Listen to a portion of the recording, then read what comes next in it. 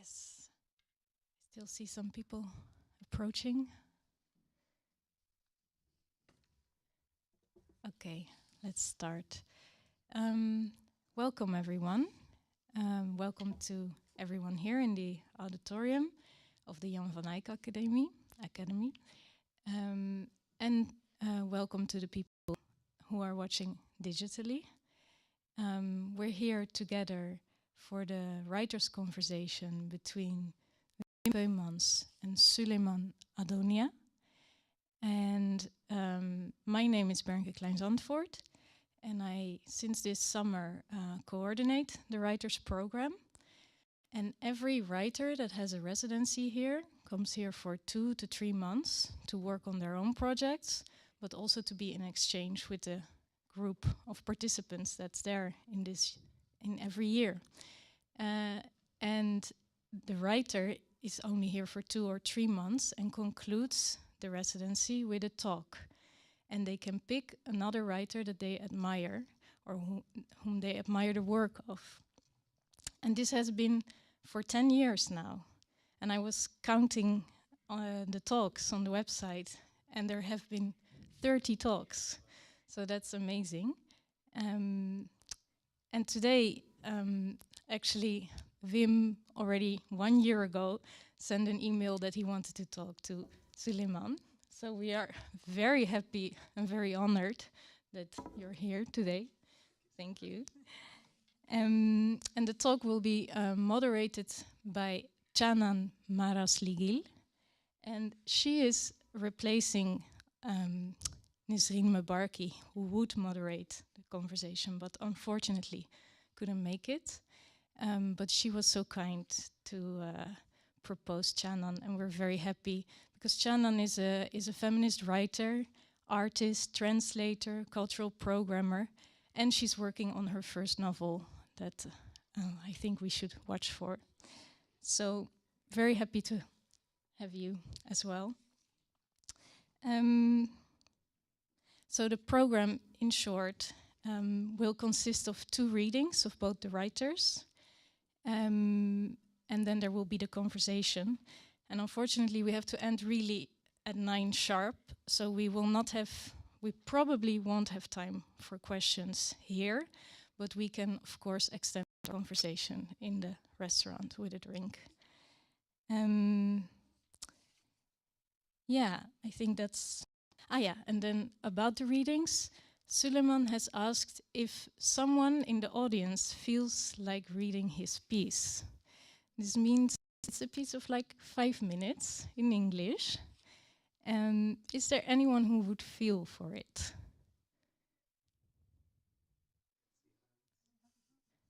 Yeah? Okay.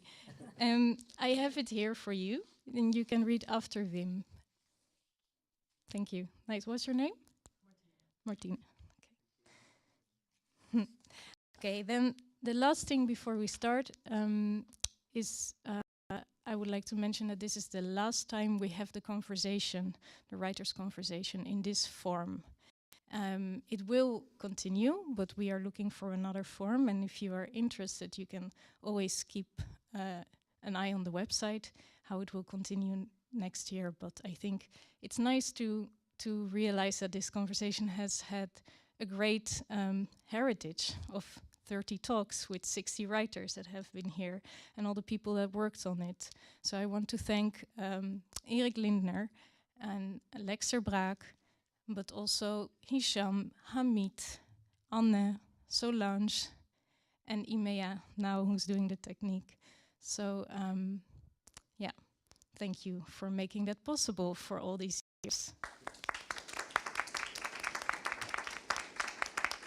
And last but not least, I also want to thank the partners, which are for these conversations, which are Passaporta, De Buren, Literatuur Vlaanderen, and the Dutch Literature Fund, het Nederlands Letterenfonds. And the bookshop, boekhandel De Tribune, who's always been here for us. Jerome, thank you a lot. Also today, he's downstairs with books after the program. That was it for now. I want to invite you for the reading.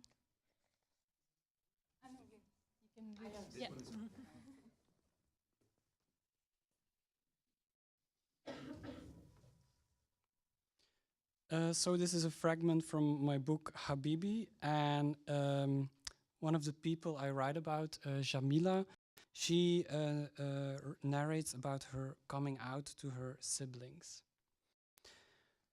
Huisje, tuintje, boompje, beestje. Jamila's ouders hadden, net als de meeste ouders, graag gewild dat haar dochter een degelijke partner zou vinden en kinderen zou krijgen. Mezelf outen als lesbienne tegenover mijn ouders zou ik nooit doen. Ze zijn in de 70 en 80. Het heeft geen zin om het hun te vertellen. Ik kan het niet met 100% zekerheid zeggen, maar ik denk niet dat ze het zouden aanvaarden dat ik op vrouwen val. Zoiets hoort niet, het is vies, een keuze, onnatuurlijk, een ziekte. In onze familie bestaat dat niet. Jamila's zussen winden er geen doekjes om. Lesbisch zijn is uit een boze. Ik bracht het onderwerp eens ter sprake om te peilen wat mijn zussen ervan zouden vinden, zonder mezelf te outen. Het was bijzonder pijnlijk. Ik had gehoopt dat ze anders zouden reageren. De helft praktiseert het geloof niet, maar toch was hun reactie fel. Ik heb dan letterlijk gezegd dat in elke familie holibies zijn. Dat is een Vlaamse term voor LGBT's, dus ook in de onze. Ze waren verbouwereerd, gechoqueerd, zelfs boos om wat ik zei. Ik probeerde wetenschappelijk onderbouwde argumenten te geven in plaats van te verwijzen naar het geloof. Het is een afwijking, zei ik, maar geen slechte. Het is geen keuze. Ik word er ontzettend boos van als mensen zeggen dat het een levensstijl is waar je voor kiest.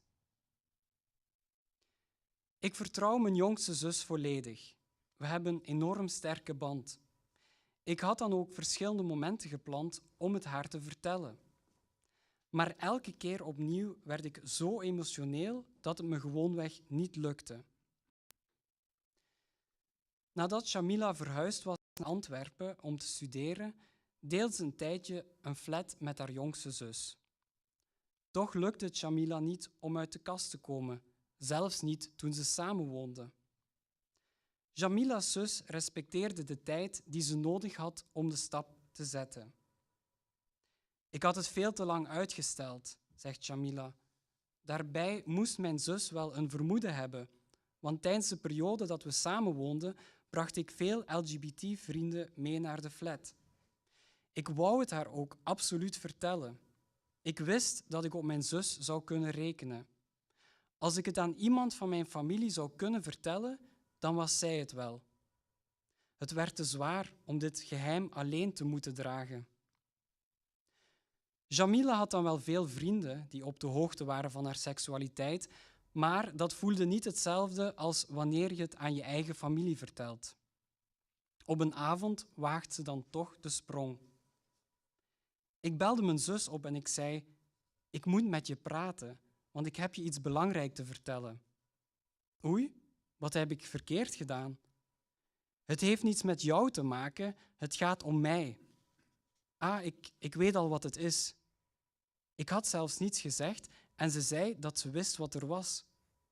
Hoe kan je nu weten wat het is? Ik heb niets verteld, niet eens A, laat staan B. Jamila's zus herinnert haar aan een eerder telefoongesprek. Toen had Jamila verteld dat ze in behandeling was bij een psycholoog, wegens een privéprobleem waar ze al jaren mee worstelde.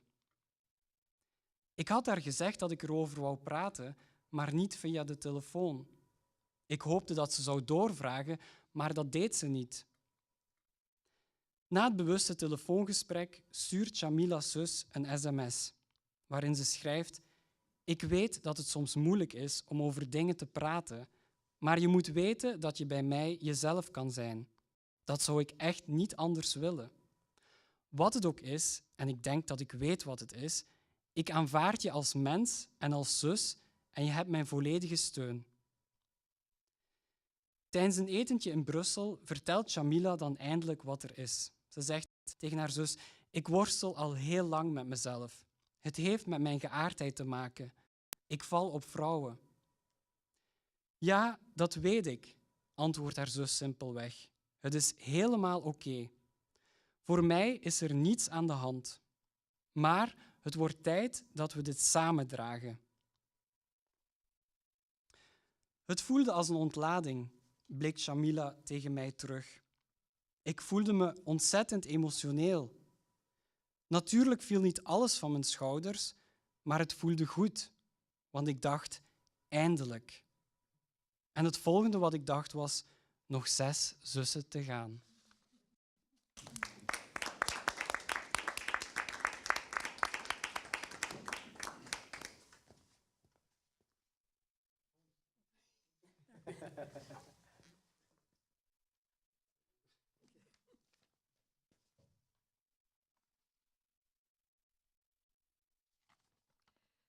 Saba took a stroll and found herself outside Jamal's hut. The entertainer was sitting with the 2 old men, the Asmarinos in colorful cardigans and Zara's grandmother. The cinema screen sheet, with a big square cut out in the middle, quivered behind them in the breeze. On the screen, the bees buzzed on the yellow flowers of the hibiscus tree, beginning the process of reproduction. The grandmother called Saba over. "Come and join us," she said. "We're talking about love." "Among other things," said the white-haired man in blue cardigan, laughing. "Anyway, she's too young to join our conversation," said the bald, clean-shaven man wearing a pink jumper. "She's the same age as Jamal," said the grandmother. "But it seems to you a woman has to be double the age of a man before she matches his wisdom." "Exactly," said the man in the blue cardigan. The man in pink nodded, and turning towards Saba, he said, "Signorina, I'm too old to stand up unaided. Please come and help me." "How come this grandmother here would need no help, and she's older than you?" said the man in the blue cardigan. "It's not the years that weigh one down," said the man in the pink, "but the numbers of lovers in one's heart." The grandmother laughed. "The weight of the one true love I had would outweigh all your encounters." After she helped him to stand up, the old man bowed his head at Saba and kissed her hand. "Signorina, forgive this foolish old man for assumptions unnecessarily made under the duress of bad company." "All this effort to say a simple thing," said the man in the blue cardigan. "Indeed," said the man in pink, "I'm a man of my time. And in our time, we treated women like goddesses." "Just treat us like human beings," said the grandmother. "That would solve the world's problems." Saba sat down next to the grandmother, who took her hand. "Anyway, let me go back to what I was saying," she said. "The power of love erases all differences. It humanizes us and brings our energies, spiritual and physical, to one combined force. When we make love, we're meant to be one." The 2 old men shook their heads. "Schiocheza." Turning to Saba and Jamal, the grandmother asked, "How about you? What do you think about love and its fruits that ripen in the bodies of lovers?" "And now she's asked these 2?" said the man in pink. "They don't even know how babies are made." The 2 men chuckled. Saba and Jamal exchanged glances before looking away from each other. "Ignore these old men," said the grandmother to Saba and Jamal. "But for fairness, just as the old impart their wisdom, the youth must share the lyrics of their fantastical imaginations with the old." "What are we going to do with these?" asked the man. "At our age, what one needs is more sleep, not excess alertness." The man in pink lit a cigarette that he passed to the grandmother. "Do the honor of passing the flame of love to the next generation, then, mes brat," he said. The grandmother took a long drag. "To satisfy her young heart," she said, before passing the cigarette to Jamal.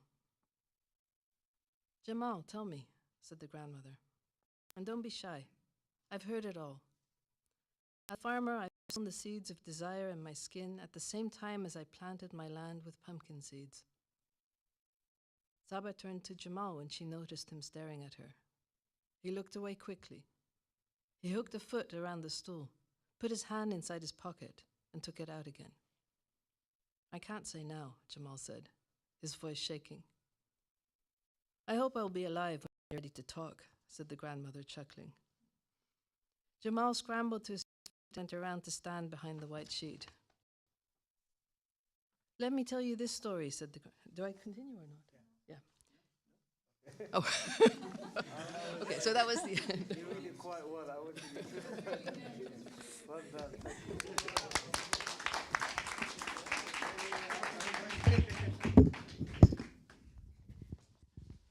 Thank you so much, Martin. Is it? Yeah, thank you for reading this fragment from Sulaiman Addonia's novel, Silence is My Mother Tongue. I'm thrilled to be here tonight to host this conversation between Wim Peumans and Sulaiman Addonia at the Jan van Eyck Academie. We're here in Maastricht, and welcome in this room with us, but welcome also all of you who are joining us from the warmth of your homes.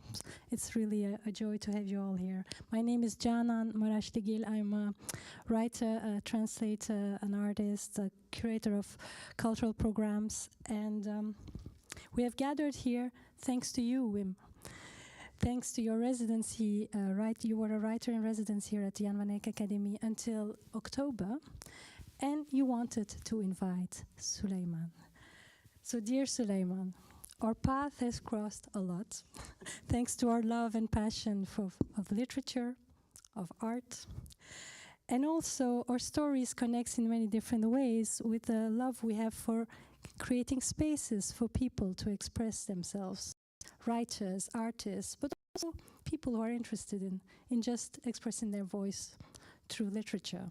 You do this also with your wonderful festival in Brussels, the Asmara Addis Literary Festival in Exile. And Brussels wasn't always a city gentle to you. You had learned to reclaim it through all these wonderful activities you're doing. We also have other connections, such as our love for cafes, flaneusing. I would invite all of you to follow Sulaiman on Instagram as he goes around cities and posts pictures of your wanderings. And the fragment we just heard is one example of the beauty of your writing. Your second novel, Silence is My Mother Tongue, really didn't only stay in my mind, but really in my heart and my whole body. You just finished your third novel, The Seers, and you are working on your fourth one, and it's about Rimbaud and Verlaine. So thank you for taking the time to join us tonight. And dear Wim,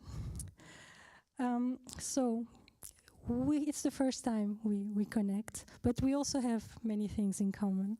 One of these is our beautiful Belgium, our complicated country, Belgium. You live 5 kilometers across the border from here, but you decided to make this academy your home to work on a new writing project, which I hope you will tell us more about later. And you are a writer, you are a doctor in anthropology, and you have researched, you're interested in the relation between sexuality, migration, and Islam. Something also that connects us all here on this stage. Many, many connections, beautiful connections. Your book, Habibi, you read just an excerpt from now, is your first literary non-fiction book. And we will get into that, the connection moving from anthropology to literary non-fiction. So, and in this book you gather stories from LGBTQ Muslims living in Belgium. We will all hear about all these connections, but first I want you to tell us, why did you choose Sulaiman for this talk? What is your connection? What touched you in Sulaiman's work? Mm-hmm. Well, I think I read an interview or a review of your book 3 years ago, I think in The Guardian, and I was in Paris at the time for a week. And I read this and I was like so struck by the title and the interview, obviously. And the next day I went to a bookshop and immediately went to look for the book and I bought it. Because I had been, doing research on these topics, and this was a very salient theme of this idea of silence as a language, but then around the topic of sexuality. So that was one connection that I felt to your work, and the other one was that I found out that you lived in Belgium, so I could invite you. So that was very, very convenient, and also I think I have a more like an academic background or approach to these themes, and you do it from a personal but also from a literary perspective. And I think I would like to see what the overlaps are there. I think that was interesting for me. And I also read that you have your own academy in Brussels where you facilitate creative writing workshops for newcomers. And myself, I'm a director of an art organization in Genk, which is founded by youngsters with a diasporic background, and it really facilitates workspaces for young and upcoming artists who come from disadvantaged backgrounds. So there was also this overlap, and that's why I immediately jumped on the opportunity. Yes. Sulaiman, you were also in academia before you started writing, so you really have a similar, let's say, journey toward writing, because I would love to hear from both of you about this. I start. You start. So, what are the freedoms you find in writing fiction, and especially the novel, that you didn't find in your academic work, for instance, or in other ways of expression, because you specifically choose fiction? You also write essays and nonfiction, Right. but I have a feeling most of the freedom and the poetry, and we will talk about poetry too, happens on the fictional space, and I would love to hear more about this. First of all, thank you, and thank you for everyone coming here, and thank you for reading, putting you on the spot. But Wim, thank you so much. It really is an honor. It took us a year to come here, and but it's for me to be invited, to be in a conversation with you. I also follow you on Instagram.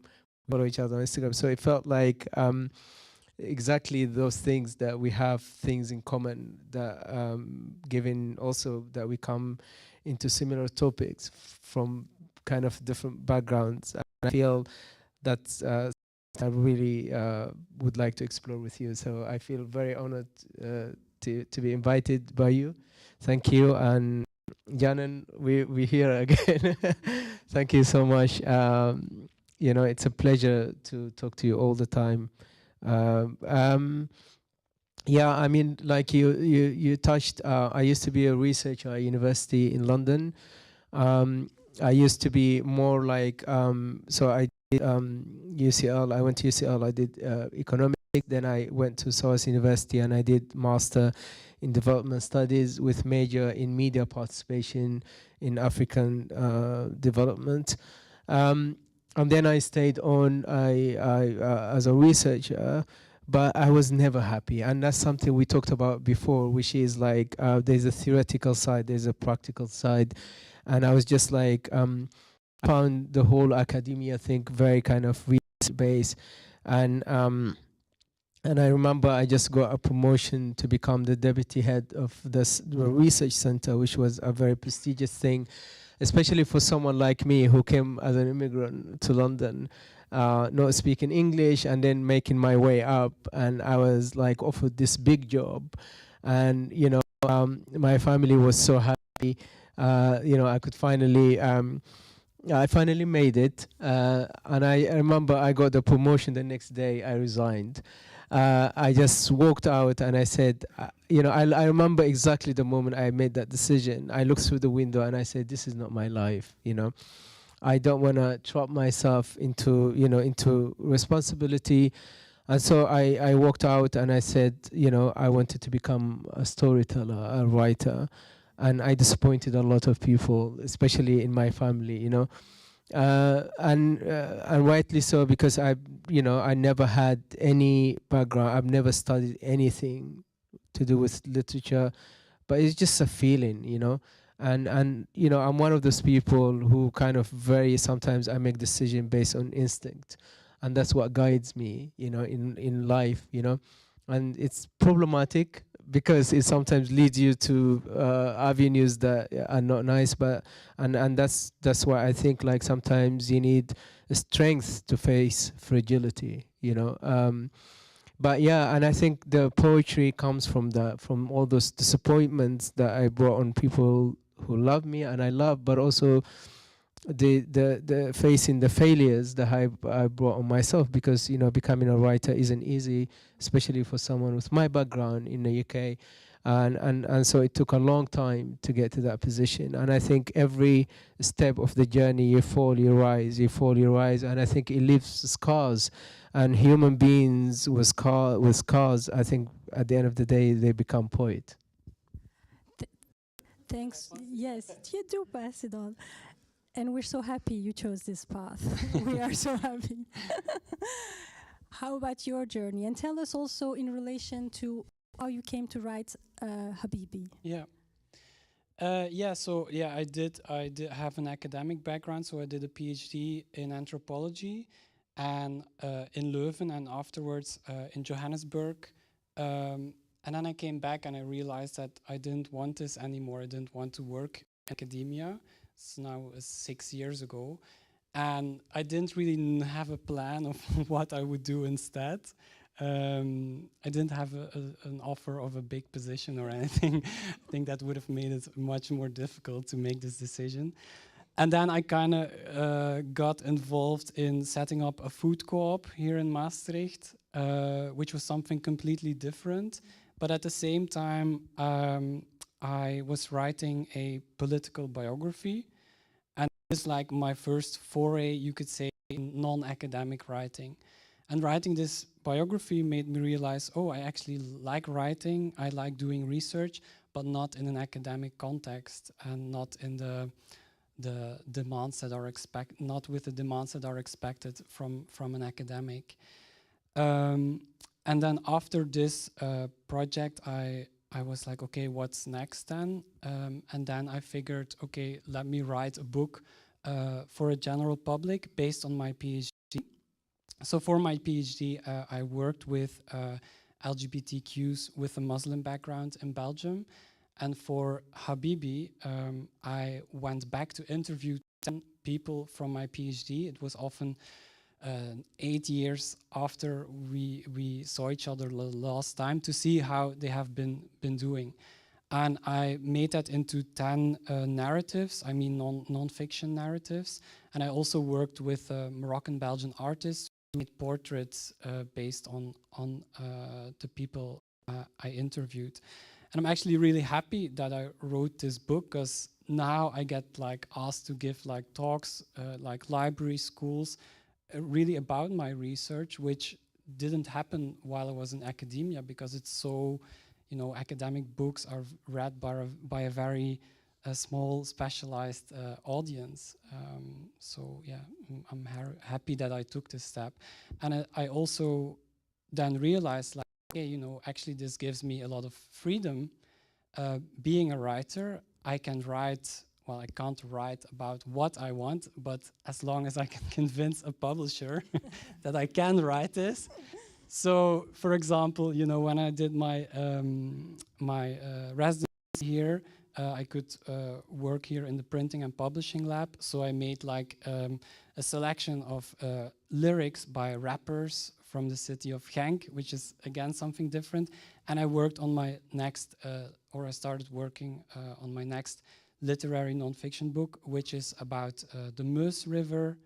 So again, something different. So I'm following the river from the source to the embankment.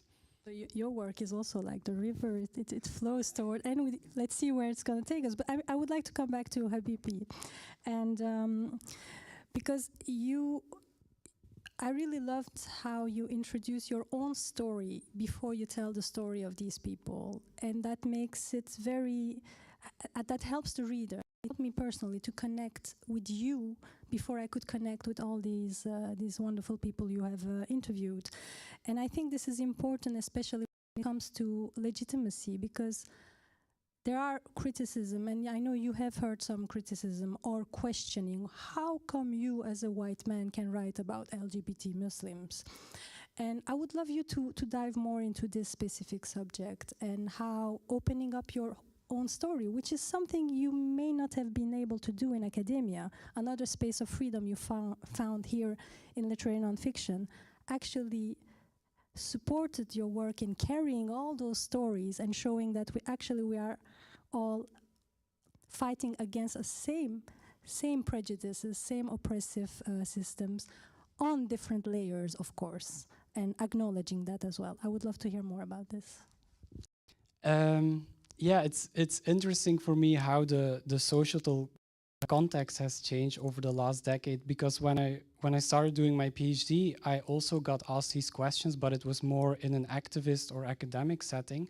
But now these questions have become part of the public debate, which is really interesting and good. Obviously, I didn't, wake up one day and said, "Oh, I'm going to write a book about queer Muslims." It's a project that I had been working on for many years, and I think for me personally, I don't know if this works for everyone. For me, it was a matter of really trying to listen to people empathetically. Is that English? To understand them and really try to become aware of your own prejudices and your own background and how that feeds into your work. And then, reading a lot. Literature that helped me really to open up my horizon. Now I forgot the first part of your question. Well, let's go back to also the vulnerability part then. Yeah, opening up is vulnerable gesture. Yeah, I opened the book with my own story. Well, I came out of the closet 20 years ago, or sort of 20 years ago, and that was a very different context from now. And I don't open the book to say like, in the end we're all the same. That's obviously not my intention. It's more like everyone I spoke to was very vulnerable in sharing their story. They were very open, telling me, sometimes things they had never discussed with anyone else. And to kind of honor that, I felt it would be more honest and to also change shortly, obviously, because the book is not about me, but to share my story in the introduction of the book, and then really give the floor to the people the book is about. Because I really try to disappear as much as possible in the rest of the book. This is the beauty of it, and the paradox of it. On the one hand, you disappear, but you're also very present. And I love how you balance that in the book. So I invite you all to read it if you haven't. And I'd like to come to this word Habibi. And I'm thinking now of a friend, Nisrine Mbarki, a poet, who should have been here instead of me. I'm sure she would have given a much more beautiful definition of the word. But I would love for you to tell more about that word, and also turn to you, Sulaiman, about the meaning of the word Habibi for you, because Wim in his book explains that everybody, no matter who we are, what identity we have, we all want to have an Habibi in our life. Wim, can you tell us more about what you mean by that? And then maybe Sulaiman, you can respond. So, up until a few years ago, I used to go to a barber behind the station here in Maastricht, a Syrian barber, like a muscled, tough guy who listens to like 90s hip hop. And every time a customer was finished, someone else would stand up and scrape together, no, that's not English, the hairs that fell on the floor. And he would say like, "Shukran, Habibi," which means thank you, sweetie, thank you, dear. And it's this like very hyper-masculine context. And that made me realize, like, in an Arabic context, it's very normal to say this word amongst people of the same gender, but also across genders. So it's really like this universal expression of love, you could say. And that's why I thought it was an appropriate title for the book, because that's what everyone in the book is looking for. They're looking for intimacy, affection, recognition of people who are close to them. So that's the link. Thank you. the word Habibi. I'm glad you asked that question because I actually wanted to ask you that same question as well. For me,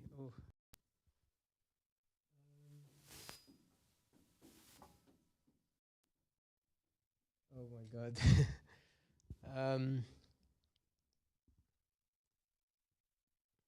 eh, it's it really is beautiful and strange how certain words or language itself can remind you of your journey in life, you know, and how single term can take you back to places. And I always have this feeling that, you know, maybe it's a cliche, but I love cliches. Like literature is really a passport to the past, to the future, sideways, wherever you want to travel. Because I have this story where I was born in Eritrea to an Ethiopian father, Eritrean mother. Then I went to, there was a war, so we fled, and I lived in a refugee camp in Sudan for 8 years. And that's when Arabic became my one of my mother tongues, or at the time my mother tongue. Then I went to Jeddah, Saudi Arabia, then lived there. Then Egyptian literature became the most powerful things in my life. It's you know, Egyptian literature, and art, and cinema, and everything like that really became the only consolation, the only thread that kind of connected me to the idea of beauty in life, you know, living in Saudi Arabia. And you know, when you hear singers, when you hear poetry, the word Habibi is one of those probably overused words and phrases, you know.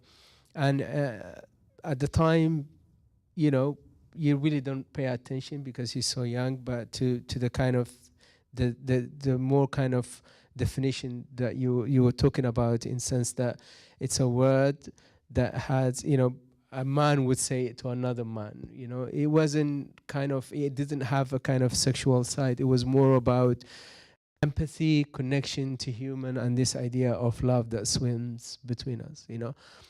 And then when I came to London, the word stayed with me, but there was not an equal word in English that you would use that it wasn't empty or avowed of any connotation, you know. And so the word Habibi, I think it's one of those words and phrases that really still connects me to this idea of naivety, innocence, but also displacement, but also this idea of where and how you search for beauty, which is so very important for people in migration, you know, because Arabic isn't my mother, but it became my mother tongue, you know. And that word almost, that wasn't part of my family, it entered into my being, you know. And so yes, there's that kind of history. It's not just the meaning of the word, but more like the historical side to it that I'm really fascinated with. Talking about language and mother tongue, and I know you're interested also in this in Sulaiman's work. This is one of the reasons why you were attracted to Sulaiman's work. Let's dive into language. And one of the essays you wrote is The Wounds of Multilingualism, because now you are talking about language you learned and became your mother tongue. And you have many mother tongues. One of them is silence. I would love you to take us through this idea of why is learning a language hurting? Why does it create wounds to get from language to language? And how do you deal with that in your writing?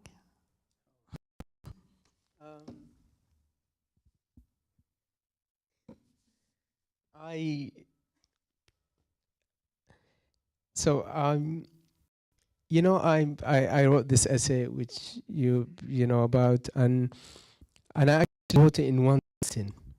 It was one as it's probably my most viral essay, and it's so funny to me because I was in Normandy, and I was like I've contacted this editor. I said, I have this idea of an essay that I want to write. And, I just sat down by the fireplace and I wrote it in one go. And I sent it to him and he published it without editing, because I think, and you think about it, and it's one of those, because I've lived it, it's not just me writing it, it's every part of my body being involved in that essay, You don't just write with your memory, with your heart or your soul. I think the most beautiful side to writing for me is where you involve your entire being inside out, That's why when I write, I'm totally lost, I'm lost to my family, I'm lost to myself even, This essay, what I said was, for people like me, is that we have a history with language, people like me who migrate from one country to another. And so you gain a language and you lose a language. And so I'll explain it quickly. So for example, like I said, when I came to Sudan, my mother tongue was Tigrinya, which is the Eritrean language. But when my mother left when I was 3, I fell silent. And it's almost as if she took away her mother tongue. And so that was the first instant when I realized that actually a language is temporary, So, and then so when I almost lost Tigrinya because of her, and then I learned, I was sent to an Arabic school, so I learned Arabic. And that's why I say Arabic, it's not my mother tongue, but I made it my mother tongue. And that's why I always say a language is not born in you, but you're born into a language, or sorry, the vice versa. And so when I came to London, and my English was becoming stronger, my Arabic becoming weaker.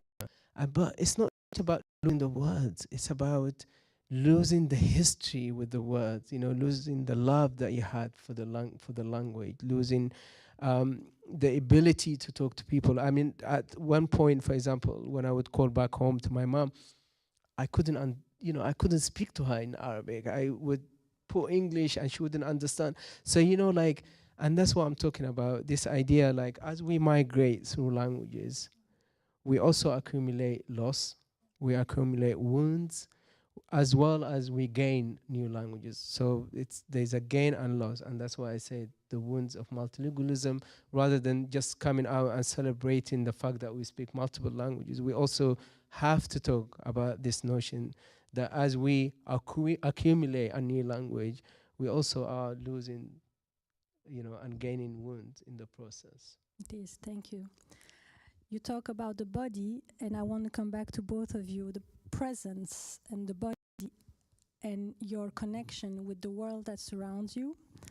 And you, Wim, in particular, nowadays, your wish to write about this river, Maas. Can you tell us about your connection with the river? And how do you connect to the river? And how do you transform it into your writing? And why is it urgent for you? Yeah, it started very practical, in the sense that I was discussing with my editor at the time. I had different pitches for ideas for my next book, and one of them was one about the Maas River, and it really jumped out for him. And then I started to think about that more and really like just have a go, you could say, and do like research or field work and really judge if I could, write in this new genre, which is nature writing. But then the connection personally is that, well, I grew up 10 kilometers from here, so you could say I'm a child of the river. So this river always had a presence in my life, especially when I would come to Maastricht. I think one of my earliest memories from the river is here in Maastricht when we had the floods in 93, and I was standing on the bridge with my father. There's this connection, yeah, and I also felt this urgency to write something that has to do with nature because of the, the ongoing slaughter on the climate and climate change, and I felt like, how could I contribute to that as a writer? There's this writer, Robin Kimmerer, who says like, for her, writing is a, how do you say that?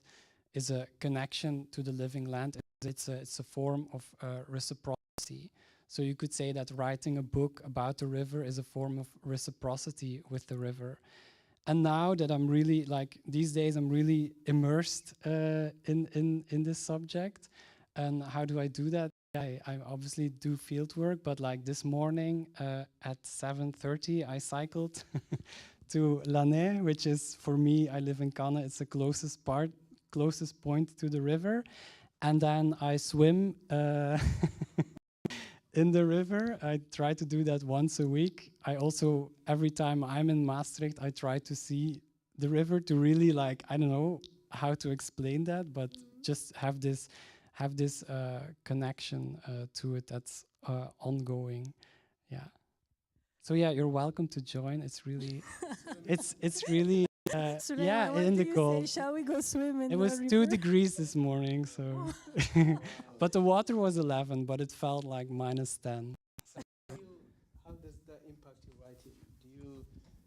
Do you after, sorry, having conversation, but no, I was thinking, like, do you feel it necessary, for example, to have to dive into, it's almost like diving into a language or words, like, is there, like, does it impact you in any way, or this is yours? Well, obviously I feel very refreshed, and then, I'm in a good headspace to write. Like it flowed this morning, again, an expression from the river. No, I don't know, it's just, I think subliminally, it kind of gives this ongoing connection to it. Although the funny thing about it is that I noticed, and I had this already, that I have this fear for deep water. So I know it's something from the past 10 years, I would say. So I really, and now that I like last week I went fishing with a fisher, and we had like all these crabs that we caught. So I know now a lot about what's what's in the river. So I'm a bit like hesitant to really like swim. I usually stay near the banks, but now I'm drifting from your question. Yeah. You're not drifting. It's perfect, because it's I want to now segue to you about body and presence and writing. So earlier, several things. You go a lot on residencies to different places, and you said you don't like to stay too long in a place. But I realize you do like to connect with places. So can you tell us more about that level of connection and how it helps your writing? Like now going to Paris, writing about Verlaine, for instance. Contradiction. You noticed the contradictory side to me. But was it Nietzsche who said that if you don't contradict yourself 3 times a day, you're an idiot? I think it was him.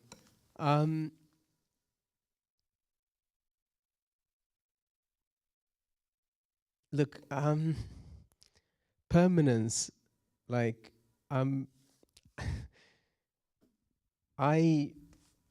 I feel, like you say, it's a certain kind of phobia. I fear rootedness in one thing, in one place, yet at the same time, I feel rooted into literature, for example, or in literature.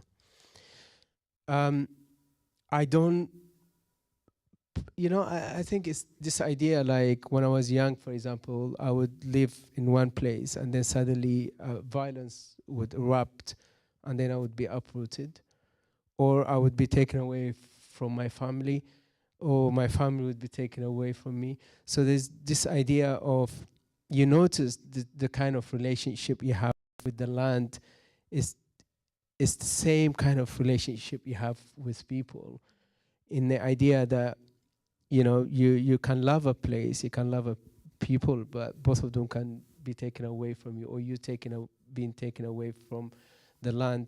So I'm always like swimming around this idea, to what extent can I have a relationship with a place and not lose it? And I think that's the psychology. But I think what I notice is that, like, you hit it on the head. Like, for example, with cafes, for example, I wrote all my books in cafes except the Sears, the last one, which I wrote in front of a lake. So I'm always tied to this idea of what Flaubert said, which is like, you have to have that kind of boring routine so you can have the most interesting thing to say in your work, you know? So I'm like probably the most boring writer who exists. I have the same routine, you know, the same way. I go the same way 100 times and I will not be bored, you know? Yeah. But because the interesting things happen in my head, in my imagination, you know? So I live like two separate worlds, you know, at the same time.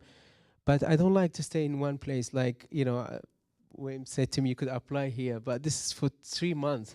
I'm not gonna apply because I don't like, it's like I like to go in and out, you know, because I like this idea, you know, like someone was telling me, how is it possible you can write about Paris, for example, in 1 week? I honestly think I walked like probably on average 20 kilometers a day in Paris. And I feel like every second you spend on the street, you are in communication with the spirit of people, because, you know, the building, the trees, the cars, everything has a language. And, you know, people like me who spend most of our lives outside, you know, like on the streets or in cafes or in public places, we really learn or teach ourselves to see the things deeper than when you go to the office in and out, you know. So the more you kind of live in the, you know, you kind of you become intertwined with the city, with the space, and you learn the language, but the language of the facades of everything around you. But also you start to see the kind of empathy that you will have towards people. You extend it towards a building, towards a tree. And, you know, you see the beauty and ugliness, the fight, the tears, you know, people crying, people laughing, people smiling. That's why I always say the street is a library, people are books. This is beautiful. How do you connect to what Sulaiman just said about places and this last beautiful sentence? Yeah, I think I would not have written this book like 6 years ago. I think, like, in terms of writing, I first had to write my previous books, like Habibi and the Political Biography, to come at this stage, but also moving back here because I grew up here, to really like root myself in a place, even though, you know, there's things I don't like about it, there's things I do like about it. And also living in a place that's more surrounded by nature, that really helped me, to root and to shoot roots, you could say. To live more in line with the seasons, with the weather, with how nature changes throughout the year. I think that really helped me, because sometimes when you live in the city, you have a particular way of looking at the countryside, and I feel like moving to the countryside, that really upset the way I think about this relation urban-rural. So yeah, in that sense, yeah, my surroundings really inform my work, but also the other way around again, because now I look differently to, you know, the river and its history, the history of the places I visit, these kind of things. Can I ask? Oh yeah, of course. Yeah, I also want to ask you a question. I want to ask, what do you think about what Herman has said? Like, for example, that you have to talk to a tree. Do you talk to trees or to the river? Or when you do your research, when you swim, do you have a conversation? Or is it just like... Such a personal question. Well, when it's 7:30 and it's 2 degrees, then I don't talk to the river. But I'll be like, oh, there's a moose again, or like, oh, it's so nice to see her, or, you know, these kind of things. But I think it's more something not outspoken. It's more a feeling that I like that I don't put into words. It's something that I experience. Yeah. I have a question for you. I wanted, because we have, you said that we have a lot of connection, and I love that. And one of them is cafes. I would love to know, I know you're writing a book inspired by your personal experience or personal connection to a cafe. I would like to know, how can that public space becomes internal or private, and how that kind of relationship that you had as a child between the public and the private, and writing is, at a certain stage is private, but it becomes public. Yeah. Do you see there's the kind of connection that I feel? Can you tell us, like? I feel you. And my connection will be through my mother, because my mother had a cafe in Belgium. Well, she had several. After a divorce, she was jobless, so she had to find a way to survive. And cafe life came into our lives. And so my mother was my personal connection.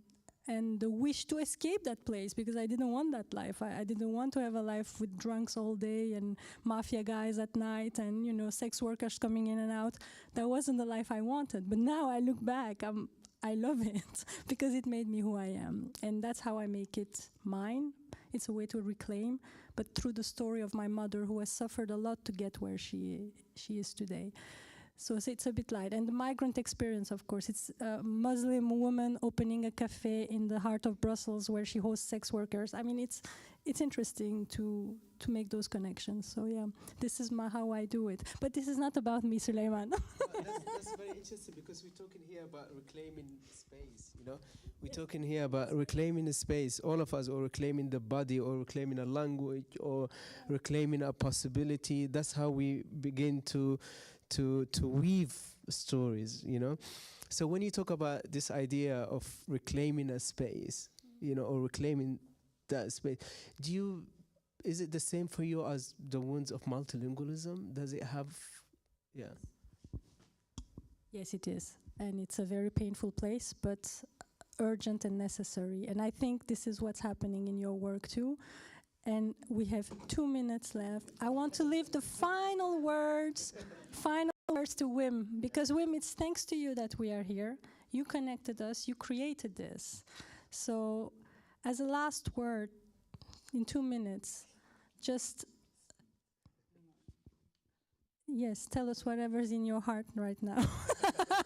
No, I think I can only thank you, because I wanted to ask you a deep question about the importance of connection and connecting with different communities, but I think it's possible to answer in 2 questions. So what I will do, I will invite everybody to read your work, both your works, and understand better the practices and this need we all have to connect between our different identities, the intersection of our identities, which here are multiple, despite how we look and how different we all are and how our origins and heritage is different.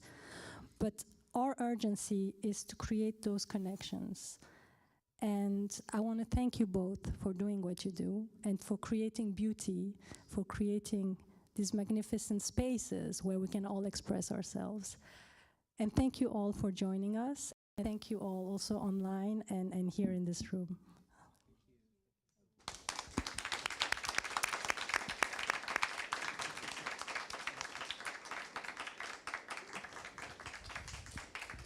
And thank you, Janan, very much for this conversation, for your warmth and for hosting. And thank you, everyone. We can keep talking a bit in the restaurant. Unfortunately, Sulaiman has to catch a bus very quickly, so he won't be there. But his work will be there for sale, and I hope you're all hungry enough for reading. Okay, have a good night.